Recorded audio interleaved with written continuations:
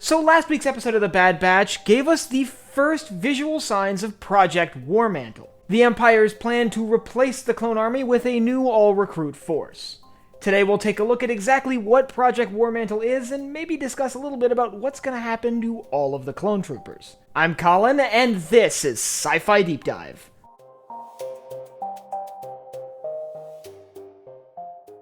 Remember, if you enjoyed this video, to head down below and hit that subscribe button. So in the most recent episode, we see the Empire start to withdraw its troops from Camino. All the clones being trained and going through the stages of development on the planet seem to be being moved somewhere else. In fact, the Empire seems to view Camino as a threat and has begun terminating individuals who may not serve a purpose to the Empire. But Camino is the home of the Republic's clone army, which at its height likely had at least a few million clone troopers among its ranks. So what happened to all of these clone troopers following the end of the war? If they're being replaced by recruit soldiers, what's going to happen to the massive number of clones that the Empire now has at their disposal? This brings us to Project War Mantle. Now, the first time we heard about Project War Mantle was actually in Rogue One, when it was just a name in a list of Imperial projects. There was some speculation at the time that War Mantle could have been something like the World Devastators, which we see in Legends. But early on in this season of The Bad Batch, it was revealed that War Mantle was the Empire's plan to replace the clone army of the Galactic Republic with a new all-recruit force.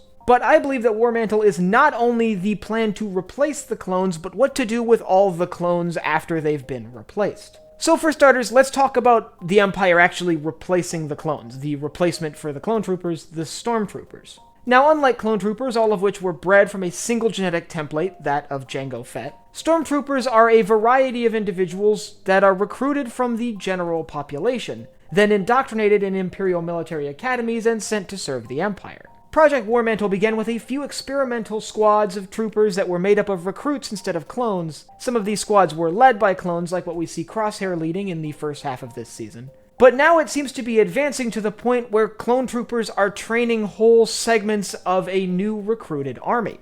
These new recruits seem to be less combat effective and closer to the Stormtroopers we see in the original trilogy as opposed to the clones we see in the Clone Wars. So with new recruits coming in and the beginning of the end of the clone army, the Empire now has a little bit of a logistic problem. So the Empire now has to figure out what exactly they're going to do with this massive army that's sort of now being replaced.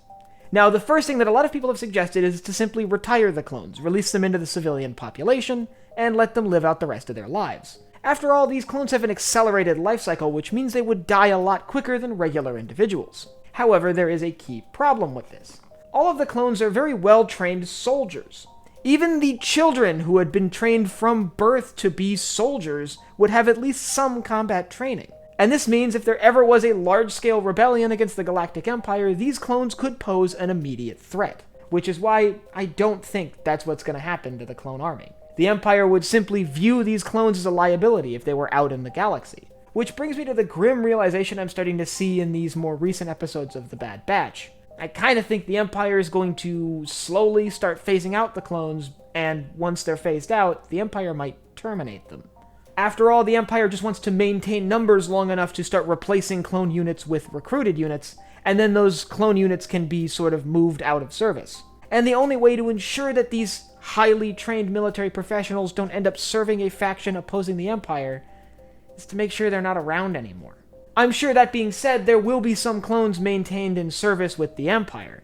For example, I'm sure they'll keep some clones around as training instructors since they would have straight-up combat experience. There are other possibilities, of course. Maybe the clones do stay in service and just get rotated to positions that are less frontline. For example, you could use clone units to defend sort of backwater installations and carry out logistic jobs, at least until all of them are too old and frail to continue serving. All in all, after the Clone Wars and the sort of personality we saw the clones develop during the conflict, I really hope I'm wrong about this. It seems like a pretty sad fate for an army that we've all come to know and love over the past 15 years. But if you want to learn about some of the reasons why the Empire might want to replace clone troopers to begin with, I'll leave a link up here to my video on that. And I want you to let me know down in the comments whether you think I'm right about this. Is there an option that I'm missing? Is there something else the Empire could do with this army other than sort of just wiping them out? And if you have anything from Star Wars you'd like to see me cover, leave it down below in the comments. And last but not least, if you enjoyed this video, head down below, hit the like button, the subscribe button, and the bell icon so you get notified when I upload new videos. So for Sci-Fi Deep Dive, I'm Colin, and I will see you next time.